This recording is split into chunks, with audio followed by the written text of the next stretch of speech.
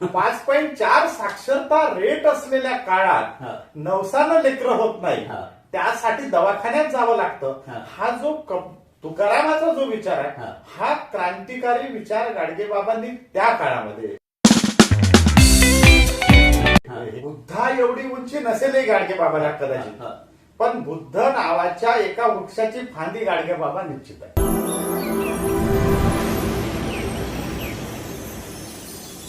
नमस्कार. डॉक्टर बाबासाहेब आंबेडकर आणि संत गाडगेबाबा दोघेही आपापल्या क्षेत्रामध्ये मोठे समाज मनावर प्रभाव गाजवणारे, एक प्रचंड ज्ञानाचा अभ्यासक ज्ञानयोगी डॉक्टर बाबासाहेब आंबेडकर, आणि दुसरे स्वच्छता, मानवता, अंधश्रद्धा निर्मूलन यासाठी आयुष्य वेचणारे कर्मयोगी. एक ज्ञानयोगी आणि दुसरा कर्मयोगी. या दोघांचंही समाजासाठी फार मोठं कार्य आहे. या दोघांमध्ये, या दोन विचार प्रवाहामध्ये, या दोन महान समाज सुधारकांमध्ये काय संबंध होते हे आज आपण उलगडूया. यासाठी संत गाडगेबाबा यांच्या जीवनावर प्रकाश टाकणारे नेर येथील अभ्यासक, विचारवंत संतोषजी अरसोड आपल्या स्टुडिओमध्ये आलेले आहेत. संतोषजी अरसोड, आपलं खूप खूप स्वागत आहे. संबंध महाराष्ट्राला माहित आहे की संत गाडगेबाबा म्हणजेच जणू काही स्वच्छतेचे प्रतीक.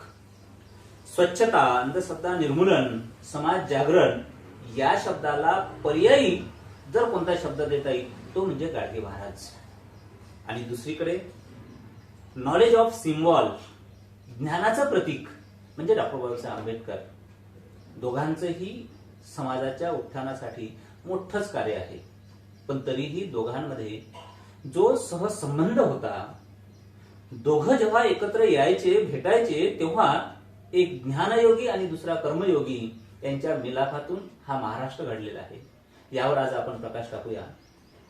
संतोषजी अरसोड हे मीडिया वॉच हे अनियतकालिक चालवतात. त्यासोबतच प्रबोधन पंढरीचा क्रांतिकारी संत गाडगेबाबा हे त्यांचं अत्यंत नावाजलेलं पुस्तक आहे. आणि संत गाडगेबाबा अमरावती विद्यापीठाच्या BA ला ते अभ्यासक्रमाला सुद्धा आहे. सोबतच सत्यशोधक गाडगेबाबा हे सुद्धा त्यांचं एक पुस्तक प्रकाशित झालेलं आहे.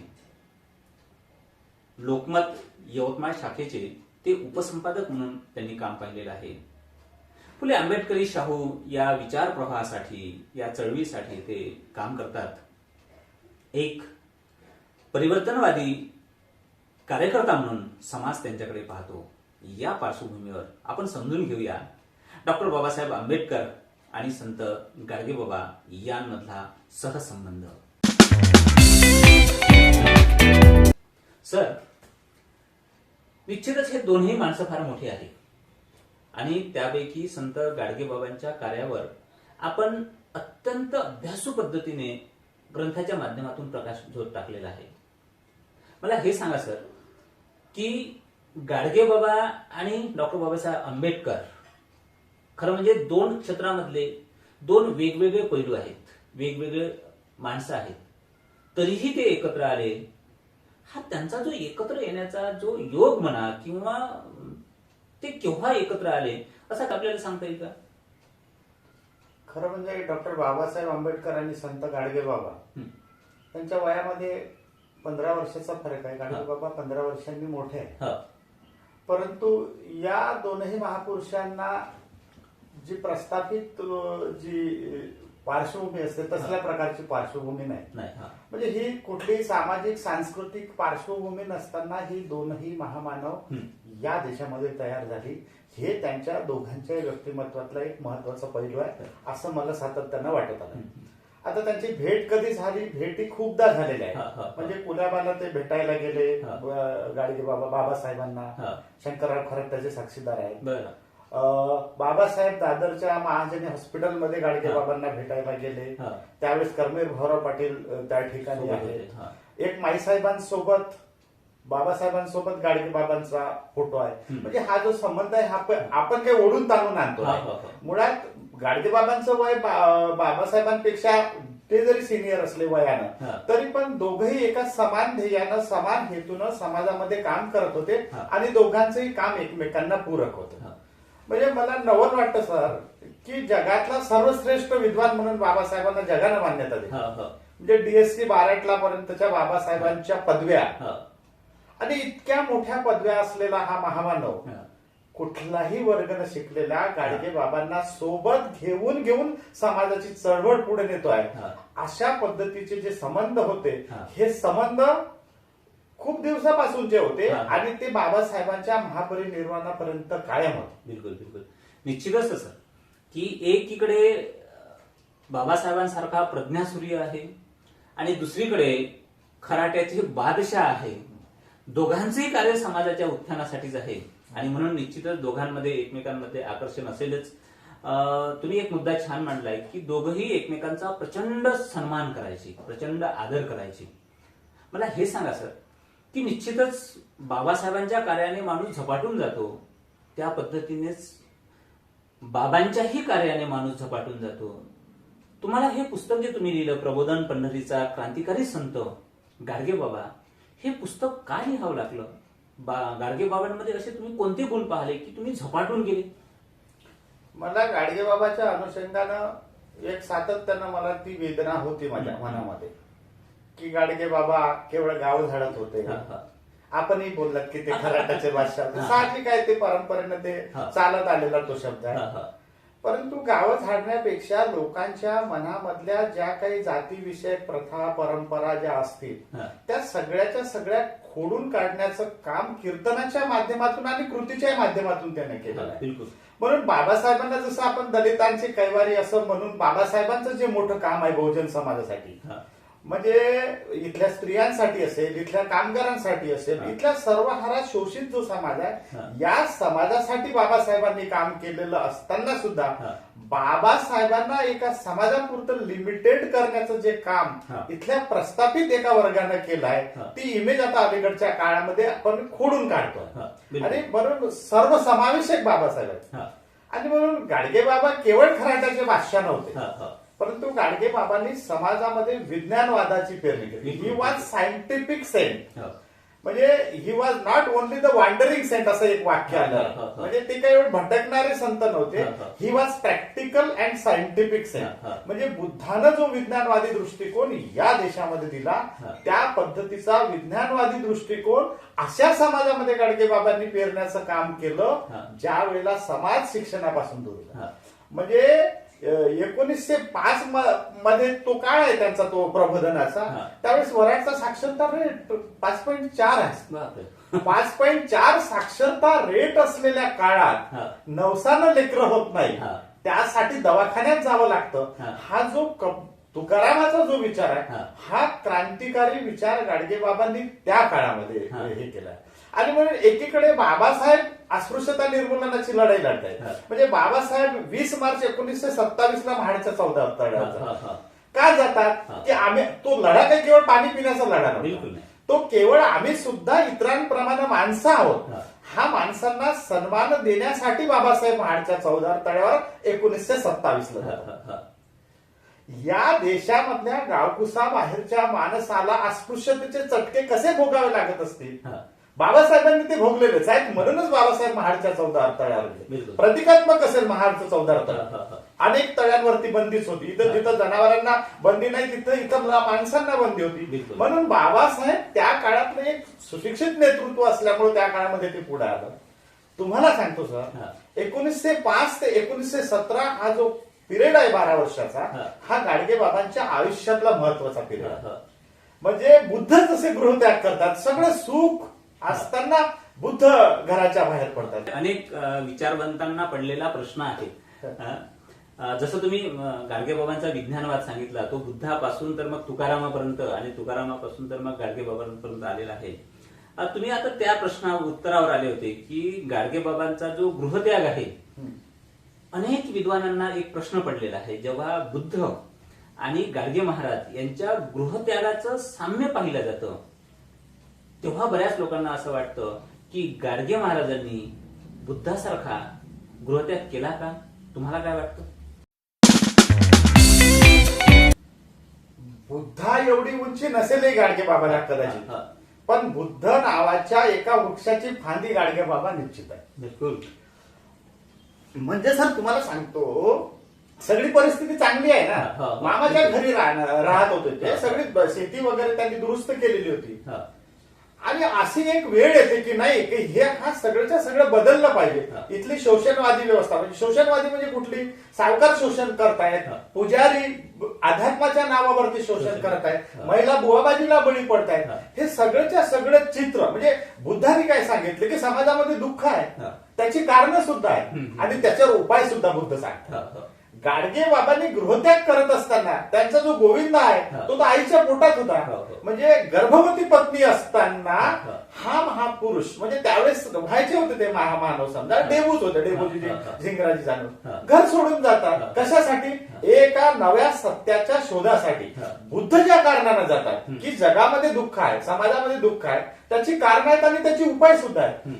हे दुःख कुठलं आहे, त्यामागची कारणं काय आहेत आणि त्यामागच्या उपाययोजना काय, यासाठी गाडगे बाबांनी गृहत्याग करून 12 वर्ष तब्बल भटकंती केली. बिलकुल. बिलकुल. या 12 वर्षाच्या काळात मी आपल्याला सांगतो सर, बाबासाहेब जसं महाडच्या 14 तळ्यावर जाऊन आले ना, ते वेदना भोगल्या. म्हणजे 14 तळ्याचा संघर्ष असो की काळाराम मंदिराचा संघर्ष असो, म्हणजे 1927चा तो संघर्ष, 31चा काळाराम मंदिराचा सत्याग्रह बाबासाहेबांचा, प्रचंड त्रास झाला बाबासाहेब. बाबासाहेब त्या जातीमध्ये जन्मले म्हणून त्रास झाला, परंतु इथल्या दलितांच्या वेदना काय असतात हे प्रत्यक्ष कसं अनुभवायचं. म्हणजे एखाद्या साधूची, गाडगे बाबाला साधू जरी म्हटलं आपण, ते निश्चितपणे भगवे कपडे घालत नव्हते, परंतु तो जगातला असा वेगळा साधू आहे ज्यानं अशा प्रकारची तपश्चर्या, म्हणजे हिमालयात गेले, माळा जपल्या वगैरे अशा पद्धतीची तपश्चर्या केली नाही. तर त्या 12 वर्षाच्या त्या काळामध्ये गाडगे बाबा एका विहिरीवरती जातात. अभ्यासक कसं सांगतात की यवतमाळ जिल्ह्यातल्या कोपरा जानकरचा तो प्रसंग आहे. जागोबा बोरकर त्यांचे साक्षीदार आहेत त्याचे, जे नंतर त्या बाबांच्या धर्मशाळेमध्ये काम करत होते, आपल्या कोपरा जानकर. म्हणजे त्या गावामध्ये ते जातात, विहिरीवरती पाणी पितात आणि पाणी पिल्यावर म्हणतात आमची महारामांगाची विहीर कोणती, असं म्हटल्याबरोबर लोक त्यांना मारतात. लोकांचं ते मार खातात.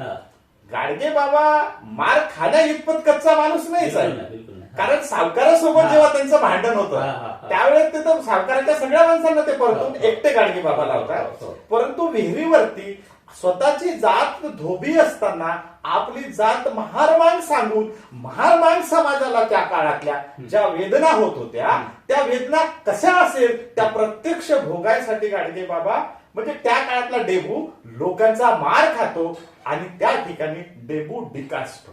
बिलकुल. म्हणजे बाबासाहेब जे जातीविहीन समाज व्यवस्थेचं स्वप्न पाहतात त्या स्वप्नांच्या दिशेनं टाकलेलं हे पाऊल आहे की स्वतःची जात धोबी असून वेगळी सांगली. बिलकुल. म्हणजे बाबासाहेबांचं अस्पृश्यता निवारण, बाबासाहेब तर अस्पृश्य जातीमधून जन्माला आले होते, त्यांना ते जन्मतः दुःख प्राप्त झालं होतं. बाबासाहेबांचं अस्पृश्यता निवारण आणि त्यासोबतच श्रीकडे गाडगे बाबांचंही अस्पृश्यता निवारण स्वतःच्या कृतीतून अशा पद्धतीने आपल्याला दिसतंय. सर, अस्पृश्यता निर्मूलनाची एक मोठी चळवळच त्यांनी या महाराष्ट्रामध्ये कीर्तनाच्या माध्यमातून उभी केली. दुर्दैव म्हणजे दुर्दैव शब्द वापरत नाही मी, परंतु गाडगे बाबांवरचं फार साहित्य नाही आलं. म्हणजे जे लिहिलं त्याच्यावर विश्वास ठेवावा लागतं कधी कधी, परंतु गाडगे बाबांच्या जिवंतपणे 2 चरित्र आलेले आहेत. म्हणजे एक कवडेंनी लिहिलं आणि एक प्रबोधनकारांनी लिहिलं. अस्पृश्यता निर्मूलनाच्या संदर्भानं किती टोकाचं पाऊल ते उचलत असेल. म्हणजे हे 1956 जाऊ दे, 1956ला ते म्हणजे 80 वर्षाचे आहे, परंतु हा डेबूजी झिंगराजी जानोरकर त्यांच्या मामाच्या गावाला जेव्हा वय वर्ष 12 असतं त्यांचं, वयाच्या 12व्या वर्षी मामाची गुरं राखत असताना डेबूजी झिंगराजी जानोरकर नावाचा गुराखी त्याच्या सगळ्या SC ST OBC, त्याच्यामध्ये बाबाजी गणाजी महार नावाचा त्यांचा एक मित्र आहे, त्या काळामध्ये जाती वरच तो उल्लेख होता. म्हणजे टाकुरकरांचा गणपत वगैरे, वठ्ठ्याचा डेबू असं ते. त्यावेळेला गोपाळकाला म्हणजे भंडारा करायचा आणि सगळ्या जाती धर्मातल्या लोकांच्या सगळ्या शिदोऱ्या एकत्र करून खायच्या. बाबाजी गणाजी महार नावाच्या त्यांच्या गुराखी मित्रासोबत त्यांनी त्या काळामध्ये जेवण केलंय. हे सामाजिक आणि अस्पृश्यता निर्मूलनाच्या दृष्टीनं त्यांनी उचललेलं पाऊल. त्यांच्यासोबत एक ब्राह्मण होते, अनंत हरी गद्रे नावाचे, हा. त्यांना समतानंद अनंत हरी गद्रे म्हणायचे. हा, हा. ते श्राद्ध आणि पिंडदान नावाचा विधी, म्हणजे हा. गाडगे बाबा श्राद्धाला आणि पिंडदानाला 100% विरोध हा, करतात. हा. बाबासाहेब हे 22 प्रतिज्ञामध्ये मी सांगतात की मी श्राद्ध आणि पिंडदान करणार नाही. हा, हा. म्हणजे बाबासाहेबांनी दिलेल्या 22 प्रतिज्ञांचं पालन गाडगे बाबा त्याही काळात करतच आलेले होते. हा, हा. परंतु एखाद्या वेळेला परंपरेचा फायदा प्रबोधनासाठी किंवा परिवर्तनासाठी कसा करता येऊ शकतो, हा. यासाठी हे उदाहरण आपल्या लक्षात येईल. महाराष्ट्रानं सुद्धा हे समजून घेतलं पाहिजे की समतानंद अनंत हरिगद्रे नावाचा ब्राह्मण माणूस हा. पिंडदान आणि श्राद्ध विधी करत असताना सत्यनारायण घालत होते हम्म. आणि दलितांचे पाय धुवून तीर्थ पित होते. हा. आम्ही जे केलेलं पाप वगैरे ज्या काही कन्सेप्ट आहेत हा. त्यातून मुक्त होण्यासाठी अस्पृश्यांचे पाय धुवून एखादा ब्राह्मण तीर्थ पितो आणि तो ब्राह्मण अनंत संतानंद अनंत हरिगद्रे गाडगे बाबांच्या विचाराने प्रभावित झालेले होते. म्हणून अस्पृश्यता निर्मूलनाच्या संदर्भानं म्हणजे जी लढाई बाबासाहेब फक्त राज्यघटनेच्या माध्यमातून सगळ्या त्यांनी ते कायदेशीर त्याला हेच केलेलं आहे. परंतु अस्पृश्यता निर्मूलनासाठी कीर्तनाच्या माध्यमातून ही पृथ्वी एक आहे का दोन आहे, ही महाराची नदी इकडून आली, मराठ्याची इकडून आली, ख्रिश्चनाचं पाणी बाटत नाही, मुसलमानाचं पाणी बाटत नाही, तुमचंच पाणी कसं बाटते, गडवा बाटते का नाही, लोक म्हणायचे हो बाटते. या पद्धतीनं गडव्याला जसं तुम्ही शुद्ध करताना भट्टीत टाकता त्या पद्धतीनं माणसाला जर स्पर्श झाल्यावर तो जर बाटला तर त्याला तुम्ही भट्टीमध्ये का टाकत नाही, या पद्धतीची मांडणी 5.4 साक्षरता रेट असताना करणं आणि लोकांनी ते स्वीकारणं. म्हणजे ती माणसं जरूर रडाली असतील सर, परंतु या पद्धतीची मांडणी आज जर केली तर तुम्हाला बहिष्कृत व्हावं लागतं किंवा तुम्हाला ट्रोल व्हावं लागतं. गाडगे बाबांच्या काळामध्ये ट्रोल गँग नसल्यामुळं हा जो क्रांतिकारी विचार आहे, जो विचार एका बाजूला बाबासाहेब पेरत होते, दुसऱ्या बाजूला गाडगे बाबा सुद्धा पेरत होते. बिलकुल सर. म्हणजे बाबासाहेबांची अस्पृश्यता निवारण चळवळ आणि गाडगे बाबांची कीर्तनाच्या माध्यमातून आणि प्रत्यक्ष कृतीच्या माध्यमातून त्यांच्या गावचं जे मामाचं उदाहरण सांगितलंय, जो भंडाऱ्याचं प्रकरण सांगितलं, तो निश्चितच ते क्रांतिकारी पाऊल वयाच्या 12व्या वर्षी हा माणूस उचलतो आहे.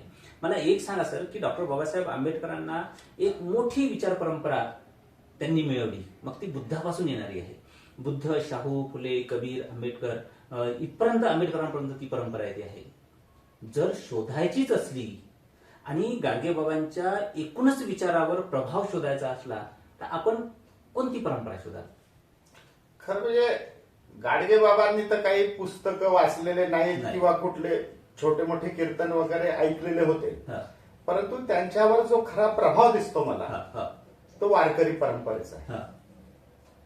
वारकरी परंपरा वरवर जरी आध्यात्मिक वाटत असली आपल्याला तरी त्या काळाच्या मर्यादा लक्षात घेऊन वारकरी परंपरेनं समतेचं एक वातावरण समाजामध्ये निर्माण व्हावं. म्हणजे ते माऊली म्हणतात लोकांना. तुम्ही आपण जर पंढरपूरला गेलात ना, रामकृष्ण हरी माऊली असं ते म्हणतात. माऊली म्हटलं की संपलं सगळं, तू कोण आहेस हे त्याच्यामध्ये येत नाही. गाडगे बाबा वारकरी नव्हते, ते वारकरी होते.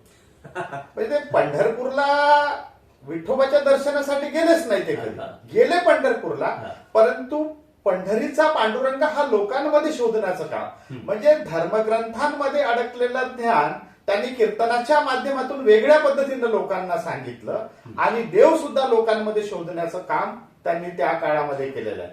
त्याच्यामुळे वारकरी परंपरेचा ते पायिक, मला म्हणजे पायिक जरी नाही म्हटलं तरी तुकोबारायानंतर ही वारकऱ्यांची परंपरा खंडित झाल्यासारखं दिसते.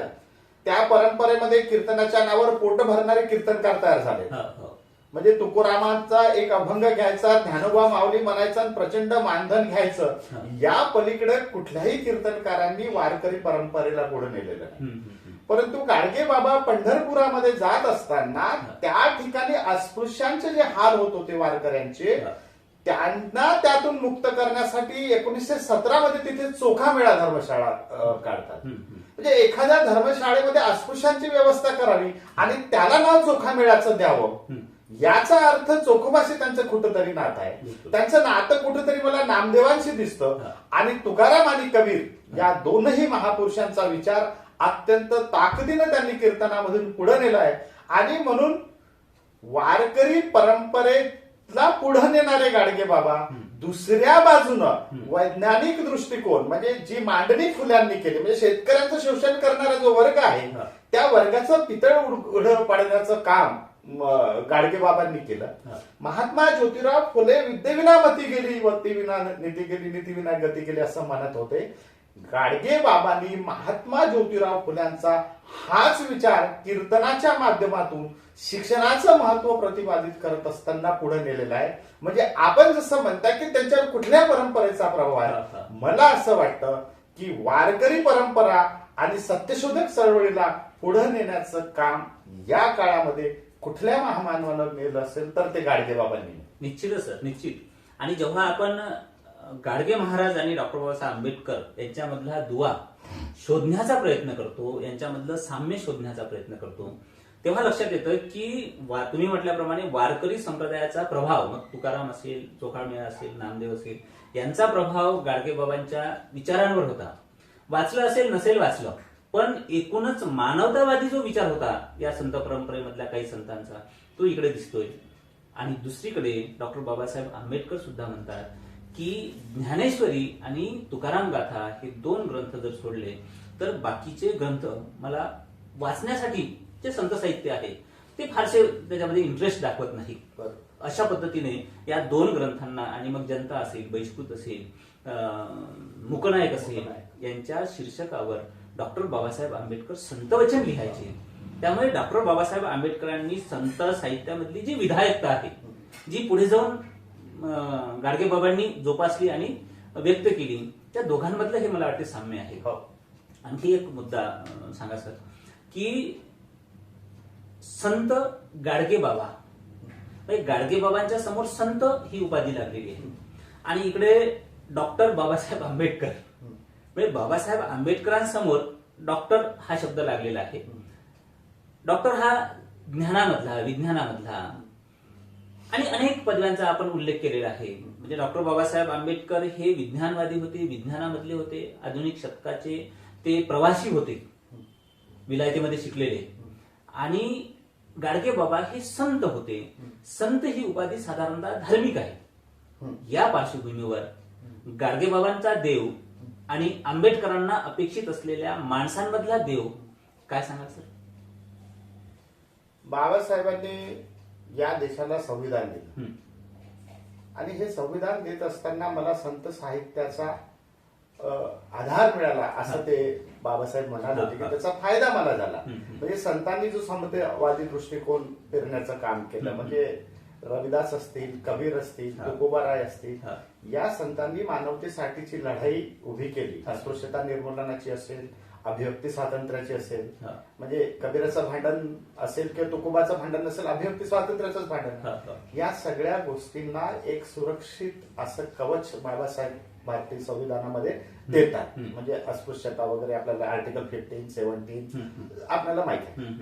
बाबासाहेबांचा देव म्हणा किंवा बाबासाहेबांनी हे संविधान लोकांना दिलं ना. आम्ही भारताचे लोक अशी जर भारताच्या राज्यघटनेच्या प्रियंबलची जर सुरुवात होत असेल तर इथला सर्वसामान्य माणूसच बाबासाहेबांच्या चळवळीचा केंद्रबिंदू आहे. म्हणून त्यांनी कुठल्या देवाला किंवा धर्माला त्यांनी ते संविधान अर्पण केलं नाही. म्हणजे राष्ट्रसंतांची ग्रामगीता जशी रामनाथाला त्यांनी अर्पण केली, तशा पद्धतीनं भारताचं संविधान भारतीय लोकांना त्यांनी अर्पण केलं आहे. लोकांपेक्षा कुठलाही माणूस मोठा नसतो. आणि गाडगे बाबांनी तुकोबारायांचा एक अभंग सातत्याने कीर्तनामध्ये कोट केलाय की जनी जनार्दन संत बोलती वचन, जनता हेच जनार्दन आहे.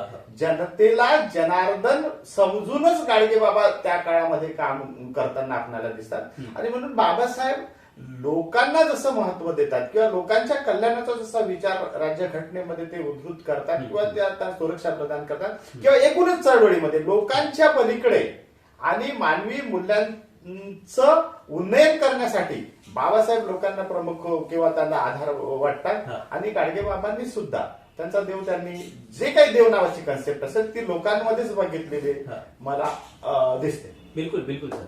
म्हणजे इथे दोघांमधलं हे एक साम्य दिसतं. आम्ही भारताचे लोक, म्हणजे डॉक्टर बाबासाहेब आंबेडकर इथे लोक, जनता ही सर्वात प्रथम आणि मुख्य मानतात तोच धागा गाडगेबाबांनी स्वीकारलेला असतो.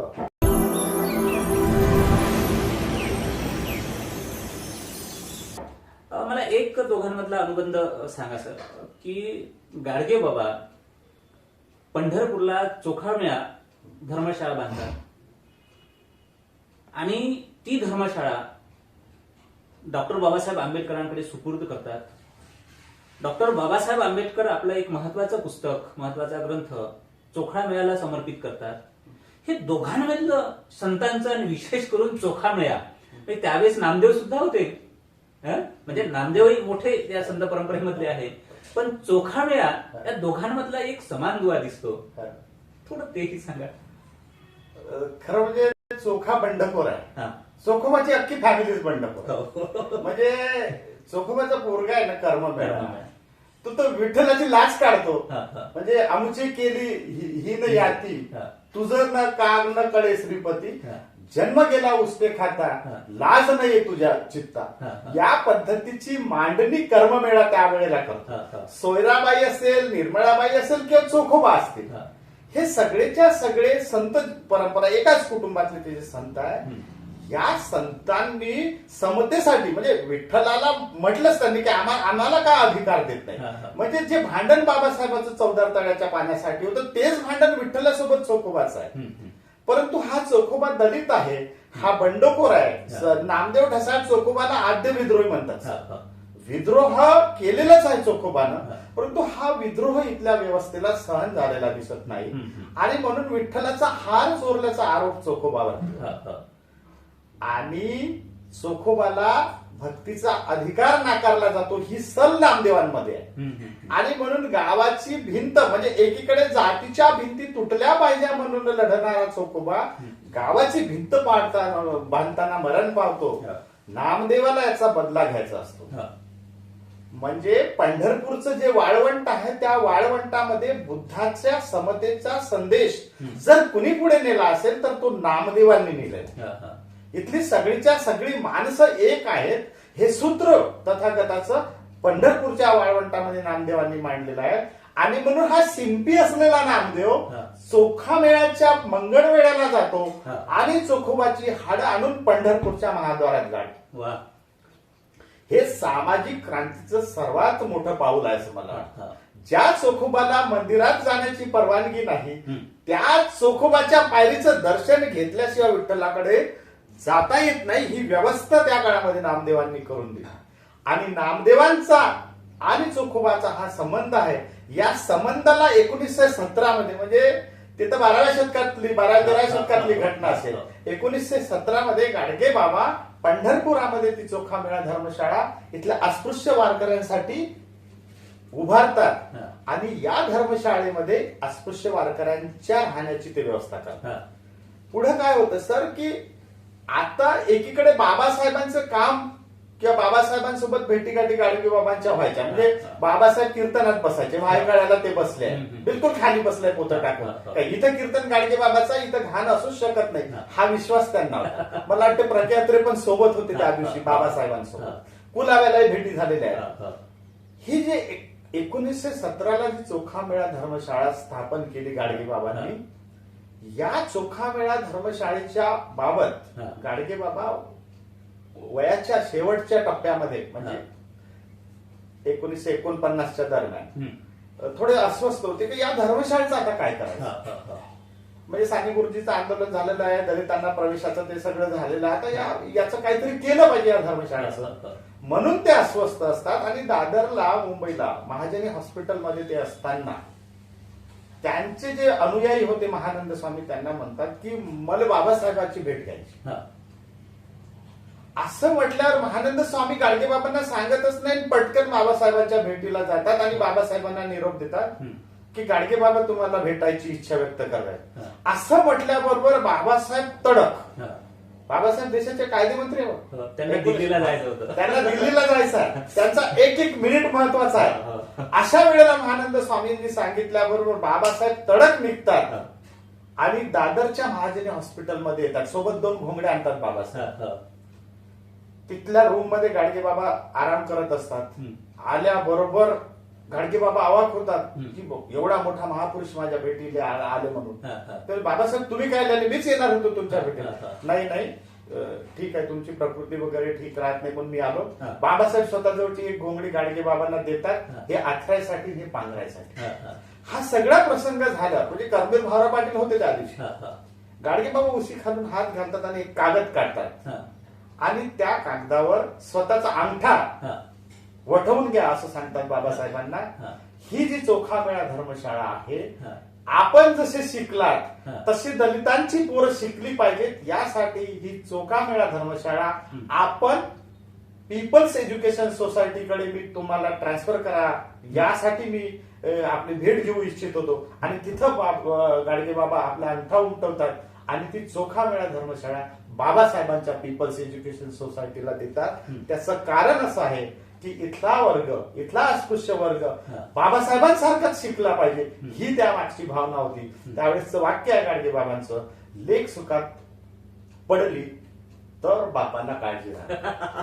म्हणजे मी एका योग्य माणसाकडे ही ट्रान्सफर करतोय, असा पद्धतीचा तो संबंध आहे. पुढे जाऊन बाबासाहेब सुद्धा एक त्यांचा अत्यंत महत्वाचा ग्रंथ चोखामेळ्याला समर्पित करतात. तो कोणता हे थोडं सांगा. अस्पृश्य मूळचे कोण होते हा ग्रंथ त्यांनी चोखोबाला, नंदनार साऊथकडले आणि रविदास यांना तो अर्पण केलेलाच आहे. चोखोबानं उभारलेलं बंड हे बाबासाहेबांना नवल वाटत होतं, म्हणजे चोखोबाच्या प्रेमात होतेच बाबासाहेब. आणि म्हणून त्यांनी तो त्या काळामध्ये रविदास असतील, नंदनार असतील आणि चोखोबा असतील यांना तो अस्पृश्य मूळचे कोण होते हा ग्रंथ त्यांनी केलेला आहे सुपूर्त. म्हणजे हे नातं असं व्यवस्थित जुळतं. म्हणजे इकडून गाडगे बाबा, त्यांची चोखामेळा धर्मशाळा ती बाबासाहेबांच्या पीपल्स एज्युकेशन सोसायटीला देणे, बाबासाहेब अस्पृश्य मूळचे कोण होते हा ग्रंथ चोखोबाला अर्पण करणे, ही जी लिंक आहे ही लिंक समजून घेणं महत्वाचं. मला एक सांगा सर, की गाडगे बाबा खऱ्या अर्थानं निरक्षर होते आणि इकडे डॉक्टर बाबासाहेब आंबेडकर म्हणजेच विलायतेमध्ये जाऊन शिकलेले आहे, प्रकाट पंडित अशा पद्धतीचे आहे. गाडगे बाबांनी जे काही पंढरपूरला लोक येतात त्यांची सोय व्हावी म्हणून तिथे चोखामेळा हे काढलेलं आहे. पण गाडगे बाबांनीही केव्हा तरी असं म्हटलेलं आहे की जर तुमची आधी भेट झाली असती तर मी धर्मशाळा काढण्यापेक्षा शिक्षण संस्था काढल्या असत्या. गाडगे बाबांमधली शिक्षणासंदर्भातली ही जाणीव, याबद्दल थोडं बोला सर. आता कसं आहे सर, हे सांगतात की ते बाबासाहेबांच्या अनुषंगाने बोलले म्हणून, परंतु माझ्या वाचनानुसार आणि माझ्या माहितीनुसार कर्मवीर भाऊराव पाटलांचा जेव्हा सत्कार होता त्यावेळेस अजिंक्य तारा, जो साताऱ्याचा जो किल्ला आहे त्याच्या खाली पायथ्याशी कीर्तन होतं गाडगे बाबांचं. त्यावेळेला म्हणजे गाडगे बाबांची आणि कर्मवीर भाऊराव पाटलांची भेट सातारा जिल्ह्यातच एका हुंडा निर्मूलनाच्या चळवळीच्या अनुषंगाने झाली. तिथून त्यांचे संबंध ते वाढत गेले, उशिरा भेट झाली. असं कारण असते. तोपर्यंत गाडगे बाबांना हे शिक्षण हे ते या पद्धतीचं वातावरण माहित नव्हतं. ते प्रबोधन करायचे, पण शिक्षणाचा जो विचार आहे तो नंतर बाबासाहेबांचं सगळं काम पाहून किंवा कर्मवीरांचं काम पाहून त्यांचा आला. आणि म्हणून त्यांनी म्हटलं की काही कर्मवीर भाऊराव पाटलांची म्हणजे या दाढीवाल्या बाबाची आणि माझी जर याच्या अगोदर भेट झाली असती तर मी गावोगाव धर्मशाळा, काही ठिकाणी एखादं देवळे उभारण्यापेक्षा मी निश्चितपणे शाळा काढल्या असत्या असं गाडगे बाबा म्हणाले. परंतु सर हे जरी म्हटलं असेल कर्मवीरांच्या अनुषंगाने, नाही काढल्या असतील शाळा गाडगे बाबांनी, परंतु ही जी उणीव आहे ही उणीव त्यांनी भरून काढली. म्हणजे बाबासाहेबांच्या पीपल्स एज्युकेशन सोसायटीला मदत करणे असो किंवा भाऊसाहेब पंजाबराव देशमुखांच्या शिवाजी एज्युकेशन सोसायटीला मदत करणे असो, रयत एज्युकेशन सोसायटी मुळात गाडगे बाबांमुळेच जिवंत राहील.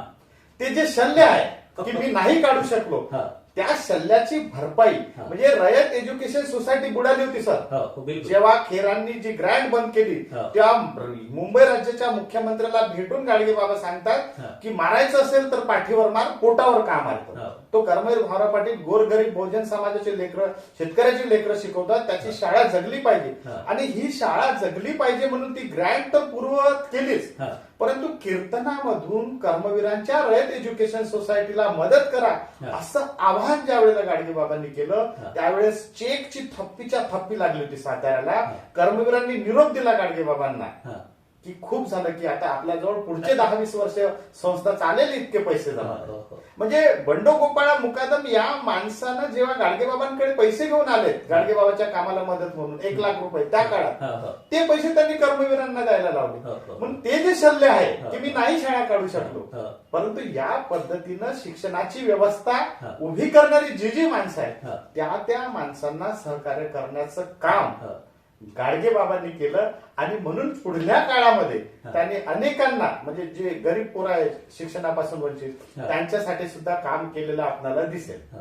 गाडगेबाबांचं हे निश्चितच फार मोठं कार्य आहे की रयत शिक्षण संस्था जी जिवंत आहे सर, ती निश्चितच आज गाडगेबाबांमुळे आहे. कारण हा तुम्ही जो सांगितलेला प्रसंग हा इतिहासामध्ये याची नोंद आहे, त्यामुळे तो निश्चितच मोठा आहे. मला आणखी एक प्रश्न पडतोय सर की डॉक्टर बाबासाहेब आंबेडकरांना 10वी पास झाल्यानंतर जेव्हा त्यांचा सत्कार होतो तेव्हा अर्जुन केळुसकर हे बुद्धचरित्र भेट देतात आणि तेव्हापासून मग रामजीच्या प्रभावापासून मग सगळं बुद्धांचं प्रभाव डॉक्टर बाबासाहेब आंबेडकरांवर दिसतो.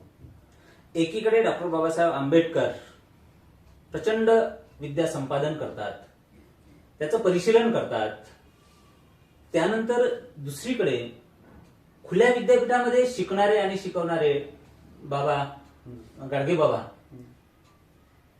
जेव्हा 1956च्या दरम्यानचा प्रसंग येतो आणि प्रामुख्याने विचारवंत सांगतात की डॉक्टर आंबेडकरांना बौद्ध धर्म किंवा एकूणच धर्मांतर करायचं होतं, हिंदू धर्म सोडायचा होता आणि कोणता तरी धर्म स्वीकारायचा होता, तेव्हा डॉक्टर आंबेडकर गाडगेबाबांना विचारतात की बाबा मला धर्मांतर करायचं आहे, कोणता धर्म स्वीकारू हे तुम्ही मला सांगा. असं बऱ्याच पुस्तकांमध्ये उल्लेख आहे. या गोष्टीकडे तुम्ही कसं पाहत असाल? हे बघा सर, मागाशी मी आपल्याला म्हणालो की प्रबोधनकार ठाकरेंचं एक चरित्र त्यांच्या जिवंतपणी आलं आणि एक पंढरंग बालाजी कवडेंचं. प्रबोधनकारांच्या चरित्राला गाडगेबाबांनीच मान्यता दिली. आता गोनी दांडेकरांनी लिहिलं, गोनी दांडेकरांच्या प्रतिभेबद्दल आक्षेप नाही, बिलकुल नाही, बिलकुलच नाही. म्हणजे प्रतिभा संपन्नतेच नाव आहे गोनी दांडेकर. मला वाटतं सर गोनी दांडेकरांचं जे गाडगेबाबा संदर्भात चरित्र आलंय ज्यामध्ये हा उल्लेख आहे, तर तेच चरित्र लोकांनी जास्तीत जास्त वाचलंय, त्याचा प्रभाव असेल लोकांवर. त्या प्रभावामुळेच लोक असं म्हणतात किंवा मी कुठला धर्म घेऊ आणि मग गाडगेबाबा सांगतात की मुसलमानांनी ख्रिस्ताव होऊ नका, देशात मी नुकसान होईल वगैरे वगैरे. मुळात बाबासाहेब हे बुद्धाकडे, आपण जसं म्हणालात की कृष्णाजी अर्जुन केळुसकरांनी बुद्धचरित्र दिलं, म्हणजे सर लिंक बघा, ओबीसींना हे समजत नाही की कृष्णाजी अर्जुन केळुसकर मराठा असतील, कुणबी असतील, ते बाबासाहेबांना बुद्धाचं चरित्र देतात. आणि तेव्हापासून बाबासाहेब बुद्धाकडे जातात. 1935ला घोषणा झाली नाशिकच्या एवढ्या येथील धर्म परिषदेत की मी हिंदू म्हणून जन्मलो असलो तरी हिंदू म्हणून मरणार नाही. 1935ला बाबासाहेब घोषणा करतात, याचा स्पष्ट अर्थ आहे की ते हिंदू म्हणून मरणार नाही हे गाडगेबाबांना माहित आहे. तरी पण गाडगेबाबा बाबासाहेबांचा विरोध करताना दिसतात का तुम्हाला? नाही दिसत. म्हणजे 35ला घोषणा झाल्यानंतर 49ला ते आपली हे करतात, म्हणजे चोखामेळा धर्मशाळा बाबासाहेबांना देतात. आणि 1942-43ला मनमाडला जेव्हा कीर्तन होते त्या कीर्तनामध्ये गाडगेबाबा बाबासाहेबांचं अख्खं चरित्र लोकांना सांगतात आणि शेवट जय म्हणायला लावतात. लोक जय म्हणत नाही, पुन्हा ताकदीनं बाबासाहेब उभं करतात तेव्हा अख्खाच्या अख्खा आसमंत दरानून जातो बाबासाहेबांच्या जय जयकाराच्या घोषणांनी. हा प्रसंग प्राध्यापक गंगाधर पानतावणे सरांनी लिहिला 1942-43. स्थळ मनमाड, तात्यासाहेब पवार यांच्या बंगल्यासमोर. म्हणजे 35ला घोषणा केली म्हणजे बाबासाहेब हिंदू धर्म सोडून जाणार हे गाडगेबाबाला माहित आहे, तरी ते 42ला बाबासाहेबांचं कौतुक करतात. आणि 8 नोव्हेंबर 1956ला जे कीर्तन झालं त्या कीर्तनामध्ये बाबासाहेबांचा उल्लेख करताना ते असं म्हणतात की बाबासाहेबांनी लहान सहान कमाई नाही केली, हिंदुस्थानची घटना केली घटना, आता तरी सुधरा, शहाणे व्हा. भीमराव आंबेडकरांना रामजी आंबेडकरांनी जसं शाळेत टाकलं तसं तुमचे पोरं शाळेत धडा. विद्या लय मोठं धन. जेव्हा म्हणजे शिक्षण घ्यायला पैसा नसेल तर जेवणाचं ताट मोडा, इवायला पावनचार करू नका, बायकोले लुगडं कमी भावाचं घ्या, पण लेकराला शाळेत धाडू नका. हा संदेश देत असताना केवळ आणि केवळ बाबासाहेब त्यांच्या समोर आहे. बाबासाहेब बुद्ध धर्माकडे जाणार हेच ठरलेलंच होतं, कारण विदेशात ते नेपाळ श्रीलंकेमध्ये जाऊन आलेले होते. आणि म्हणून 1935च्या घोषणेनंतर हे सगळं गाडगे बाबा अगदी निरीक्षण करतच असेल की बाबासाहेब कुठे जाणार. 55ला जी बौद्ध धर्म सल्लागार समितीनं वरळीला जी धर्म परिषद घेतली, त्या धर्म परिषदेमध्ये मी धम्मामध्ये का जातो आहे हे विवेचन बाबासाहेबांनी केलं. आणि त्या 14 जानेवारी 1955च्या वरळी येथील बौद्ध धर्म सल्लागार समितीने घेतलेल्या परिषदेमध्ये गाडगे बाबा, मगाशी मी आपल्याला सांगितलं ते समतानंद अनंत हरी गद्रे आणि मडकेबुवा. मडकेबुवा म्हणजे कोण? गणपत जाधव, ज्यांचा आता स्मृतिदिन झाला 28 मार्चला. ते बाबासाहेबांचे बॉडीगार्ड होते. म्हणजे बाबासाहेबांना संरक्षण देण्याचं काम मडकेबुवांनी केलं. ते त्या ठिकाणी होते. ती सभा धर्माच्या अनुषंगानं चिंतन करणारी संपली. कशामुळे? बाबासाहेबांना गाडगे बाबांनी हार घातल्यानंतर विसर्जन झालं. याचा स्पष्ट अर्थ आहे की ते जाणार होते. मग पुन्हा कुलाब्याला गेले, विचारला. हा जो प्रसंग आहे, हा प्रसंग मला थोडासा संशयाला वाव निर्माण करणारा किंवा बाबासाहेबांना कमी लेखणारा आणि गाडगे बाबांना मोठं करणारा असा असू शकतो. परंतु ही दोनही माणसं, दोनही महामानव आपापल्या परीने मोठीच आहेत. बाबासाहेबांना त्यांनी या धर्मात सांगितलं म्हणजे गाडगे बाबा मोठे होतात आणि बाबासाहेब लहान होतात असं काही नसतं. म्हणून तो प्रसंग कोणी बोलणाऱ्यांनी किंवा लिहिणाऱ्यांनी सुद्धा टाळला पाहिजे, कारण त्याचे काही ऑथेंटिक पुरावे नाही, कारण ते बाबांच्या मृत्यूनंतर आलेलं चरित्रामध्ये. आणि दुसरं असं किंवा संशोधनाच्या पातळीवर जेव्हा आपण विचार करतो, जेव्हा आधीचा उपलब्ध पुरावे आणि नंतरचे उपलब्ध पुरावे मधले जर काही मिळत नाही तर ते आपल्या तर्कशक्तीने ते त्याच्याकडे पाहावं, सतसत विवेक बुद्धीने पाहावं असं जेव्हा बाबासाहेब म्हणतात, तेव्हा आपल्याला या गोष्टीकडे अशाही अँगलनं पाहता येतं की बाबासाहेबांसारख्या प्रकाट पंडिताला आपण या धर्मात जा असं म्हणावं असं गाडगे बाबांनी म्हटलंच नसतं, त्यांच्या डोक्यातही आलं नसेल. दुसरं असं की बाबासाहेब 35 पासून तर 21 वर्षापर्यंत बौद्ध धर्मामध्ये जायचं की कोणत्या धर्मामध्ये जायचं हा अत्यंत सखोलपणे विचार करतात. आणि विचारांती म्हणजे मधल्या काळामध्ये त्यांनी अनेक धर्मासोबत चर्चा केलेली आहे आणि अत्यंत विचारांती हा निर्णय घेतात. शेवटी मात्र ते गाडगे बाबांना विचारतीलच असंही आपल्याला डॉक्टर बाबासाहेब आंबेडकरांच्या प्रज्ञेकडे बघून वाटत नाही. त्यामुळे हा जो प्रसंग आहे हा प्रसंग प्रत्यक्षात घडला नसेलच, काहीतरी एक कल्पनारम्य अशा पद्धतीचा होऊ शकतो. कल्पनारम्यताच आहे, त्याच्यात कल्पना विलासच केलेला असं मला वाटतं. पण तोही करताना कोणाचं तरी कमी लेखन, कोणाचं असं अशा पद्धतीनं करू नये असं मला वाटतं. म्हणजे दोनही महापुरुष हे मोठेच आहे, विषय वादच नाही आहे. मला एक शेवटाकडे जाताना एक सांगा सर, की इतिहासामधल्या या महापुरुषांकडे वर्तमानातल्या आपल्यासारख्या माणसांनी अत्यंत तटस्थपणे पाहिलं पाहिजे. कुणाला मोठं केल्यानं हे महापुरुष मोठे होणार नाही.